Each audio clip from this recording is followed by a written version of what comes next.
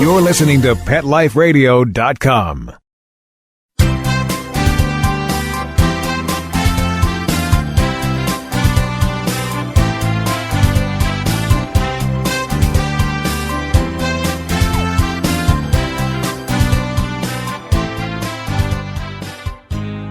And good morning, good afternoon, wherever the case may be. You're here live with Dr. Jeff Werber here, host for the next 30 minutes on Pet Life Radio's live call-in radio show, Ask the Vets with Dr. Jeff.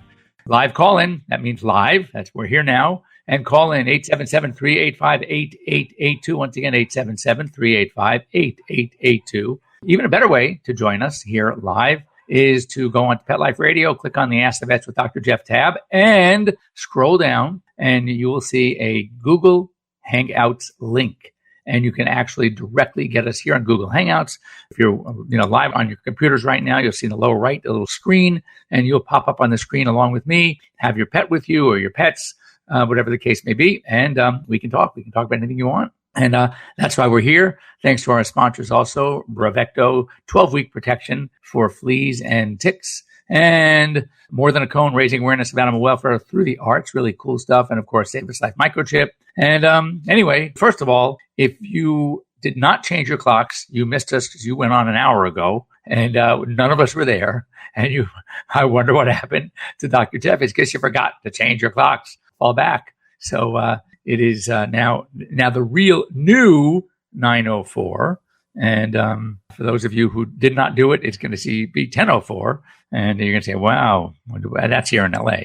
So what's happened back east? Add an hour to that. Anyway, a couple things. Just wanted to hear about any problems with Halloween with your pets. I have gotten as late as, this is crazy. I got a number of calls like the day and 2 days after, because residue candies that were left behind, not sent to me, were eaten instead by the dogs. Typically, a lot of milk chocolate, as I said, it takes a lot of milk chocolate, can be toxic. So before Halloween, I had one of my patients, a big German Shepherd, wild, crazy, beautiful dog. His name is Kelso, and he got a hold of a whole freshly baked chocolate cake. I mean, with all the fixings, chocolate icing, you name it, something that I would have loved, being the chocoholic that I am, and ate the whole thing. They brought him in. We were able to induce vomiting because it happened like right away. I get a call Friday morning that sometime during the night, and it was probably done earlier in the evening, like 12, 1, 2 o'clock in the morning.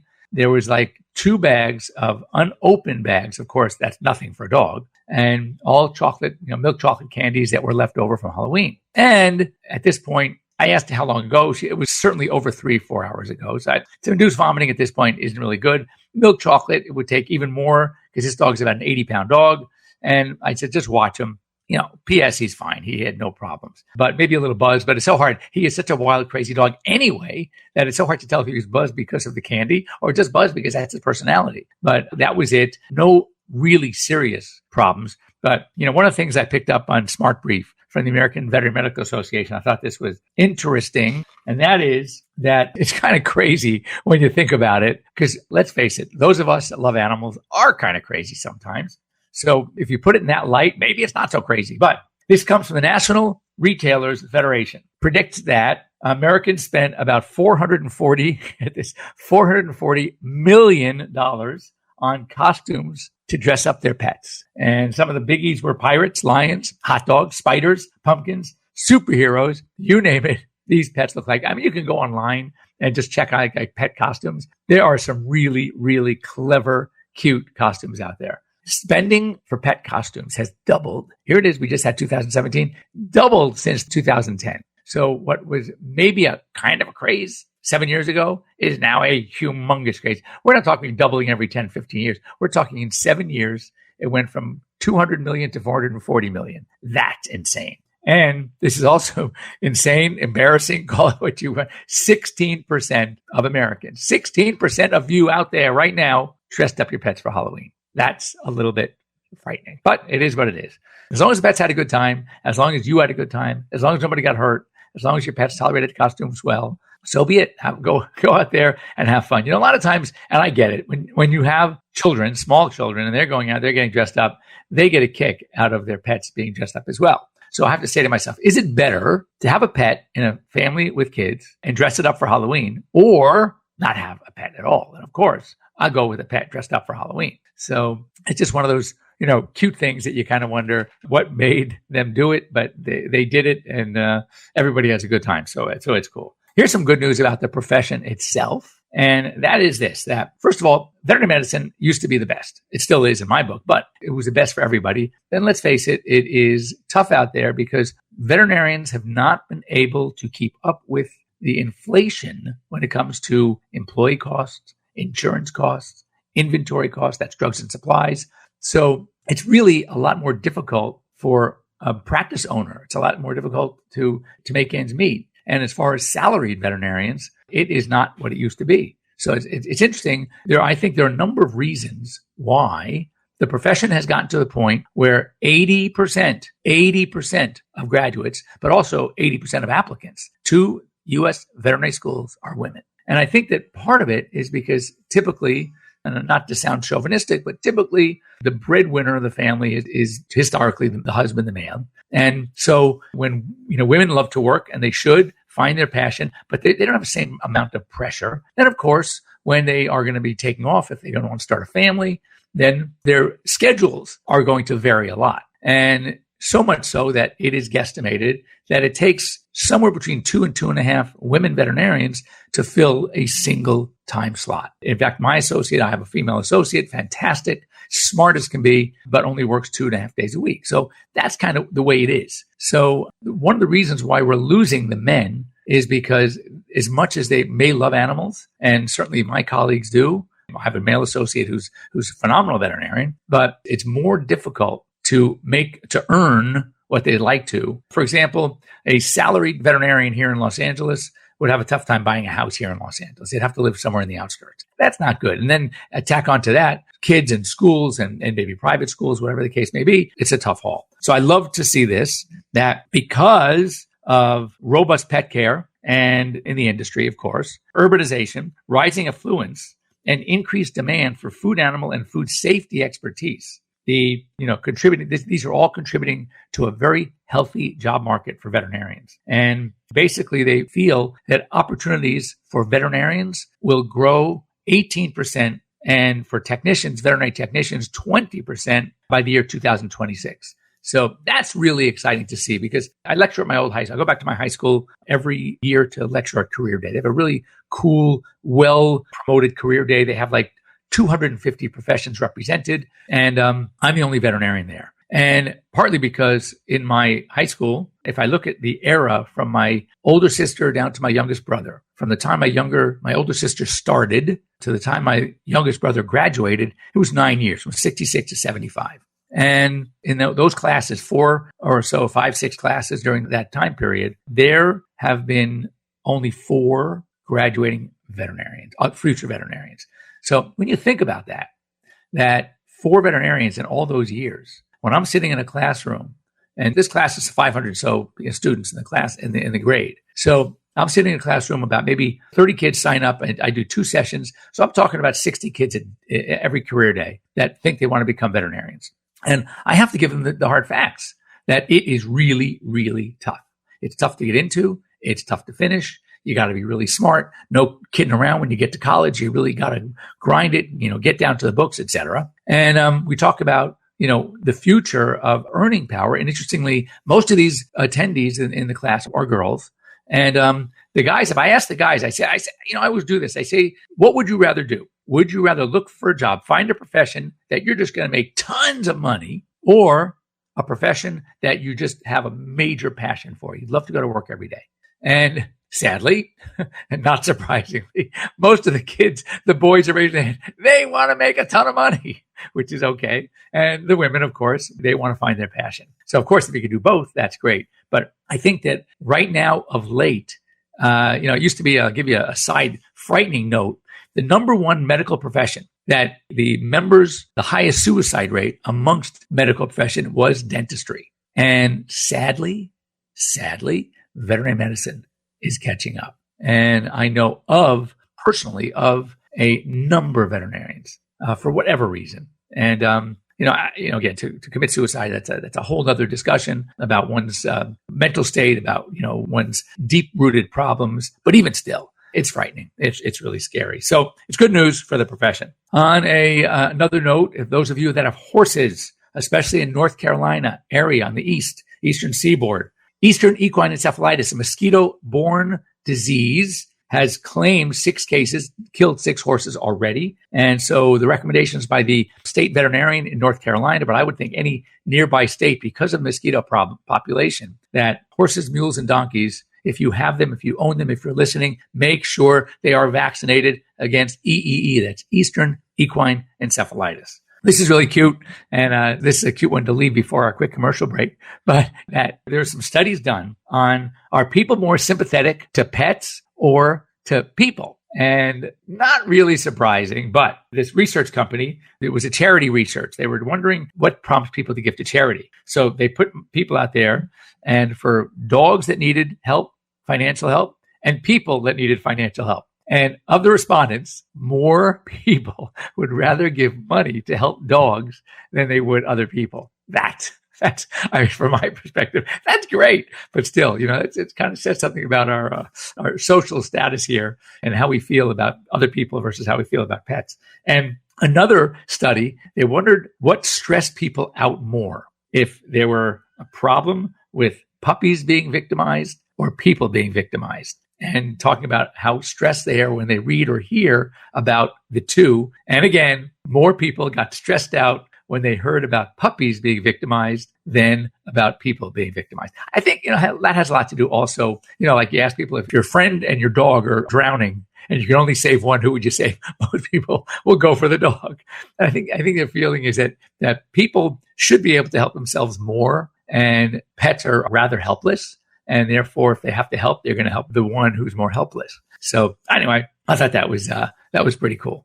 So anyway, don't go away. we're going to talk when we come back. I want to talk about, we put the word out, we were talking last week about what criteria, when would you think would be correct to spay a pregnant rescue dog? At what point during gestation would you want to, or think it would still be okay to spay a rescue dog? I got some responses. I want to share them with you, and I'd like to hear from you as well. So don't go away. We'll be back after these few short messages.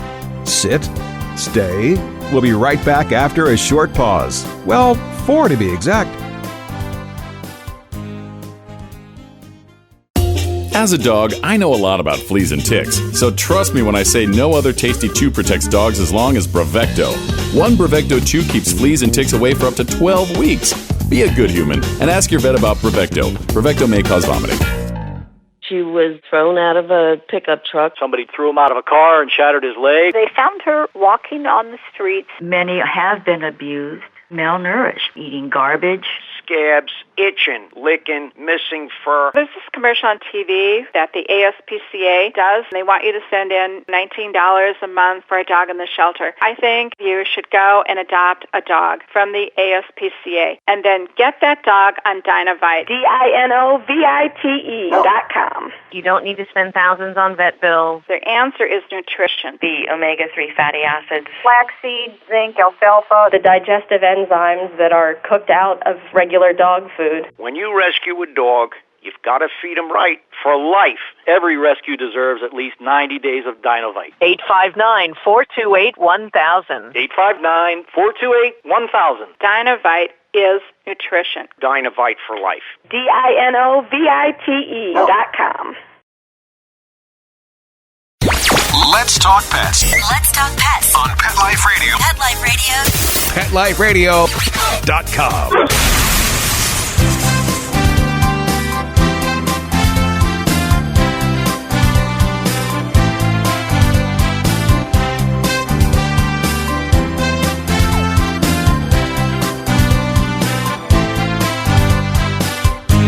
And welcome back. You're here live with Dr. Jeff Werber here on Pet Life Radio's Ask the Vets. We want to hear from you, 877-385-8882. If there's anything pet-related you want to talk about, pick up the phone, 877-385-8882, or join us here live on Google Hangouts. The link is on the Pet Life Radio Ask the Vets with Dr. Jeff tab, and scroll down and just click on the link and you can join us here live. Before going over some results, comments that I've received from some of our listeners, I read something that's interesting, that dolphins, a study was looking at wild dolphins that were washed ashore dead and studying their brains, and they found what they call amyloid plaques and also something called tau protein tangles, which are things that are found on us, people that have Alzheimer's and dementia. So the thought is that some of these dolphins ended up on shore because they were lost, because they basically have their own version of Alzheimer's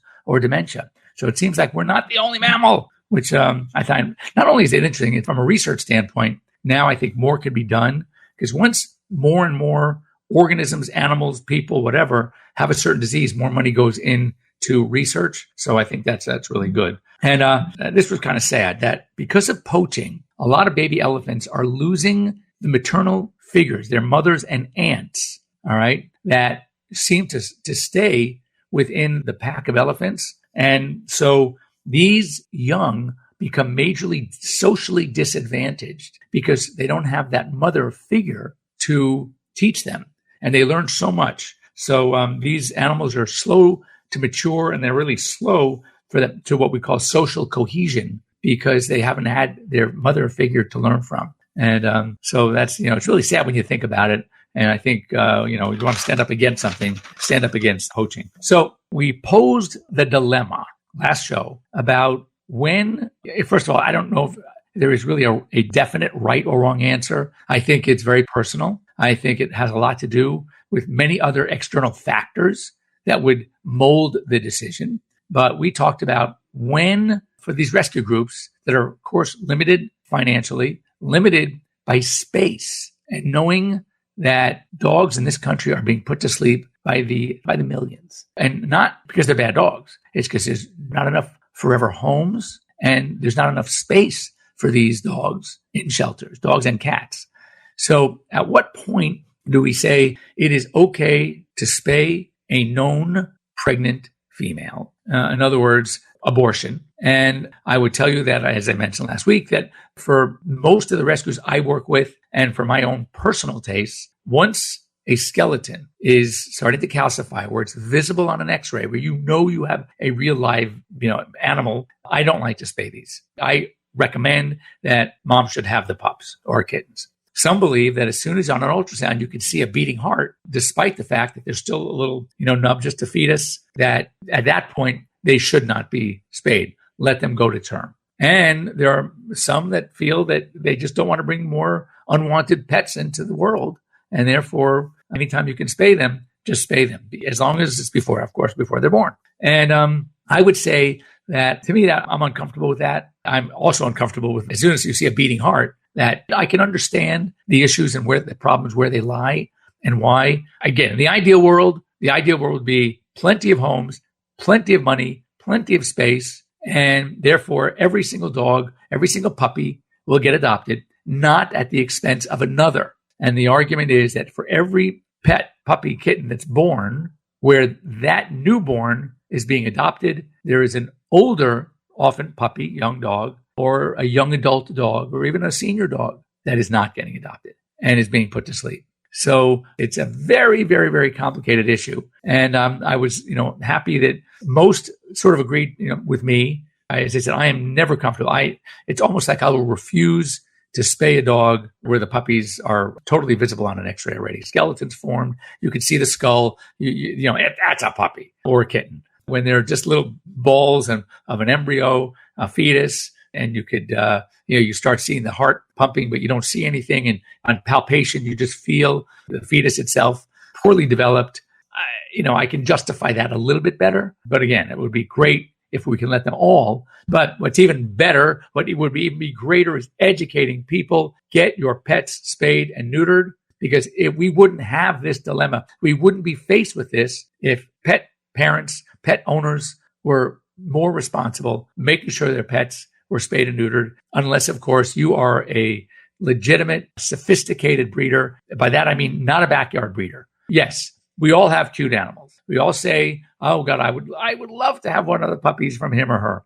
I get it. I had that with my very first Labrador, was stunning, magnificent, perfect in every way, but he was also neutered. And would it have been great? Yes. What is the guarantee that an offspring from one such perfect dog will be as perfect as its parent? And the answer, zero predictability. So there are not only that, just to add a little something to this, cloning, in my opinion, is absurd, because in order for that cloned animal to be exactly like the animal that supplied the DNA, the cells to clone, the parent, if you will, the environment from the day this animal breathes to the age at which you are expecting it to be the same has to be exactly the same. And who can duplicate every single day, every single experience, every single thing eaten, right? Everything seen by this developing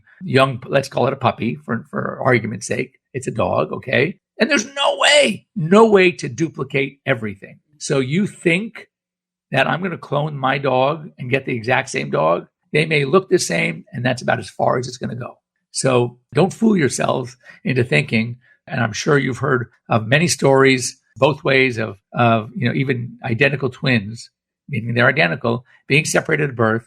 And yes, there may be certain characteristics and personality traits that are similar, and they will look the same, but they're different people. And I think that's one thing to understand from a clone, because it's the same thing. So if we can all get out there, become responsible, make sure pets are spayed and neutered. If you want to donate to some cause, make it a cause that's making sure these pets are being spayed and neutered. And then maybe we won't have this dilemma of what to do with these pregnant strays and whether or not we have to abort or not abort. So anyway, now I'll give you something to think about. If you still want to get a hold of me, very easy. Just send me a note to Dr. Jeff, that's Dr. Jeff, at PetLifeRadio.com. I will get my email, and we will answer you back.